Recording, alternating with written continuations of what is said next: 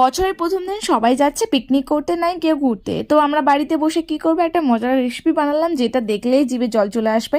তার জন্য নিয়েছি 2টো তেঁতুল আর কমসে কম 20টার মতো লঙ্কা, আর নিয়েছি ধনেপাতা, সামান্য পরিমাণ লবণ লাগবে, আর দিয়েছে জিরে মরিচ গুঁড়ো। ব্যাস রেডি হয়ে যাবে আমাদের তেঁতুল কাঁচা লঙ্কা বাটা। শুধু কাঁচা লঙ্কা বাটা বললেই বেশি ভালো হয়, 20টার মতো লঙ্কা দেওয়ার পরে মনে হলো যে আরও গাছ থেকে তুলে নিয়ে আসি, বেশি ভালো হবে। এই যে এত ছোট ছোট কিউট দেখতে লঙ্কাটা, ততটাই খাতারনাক খেতে।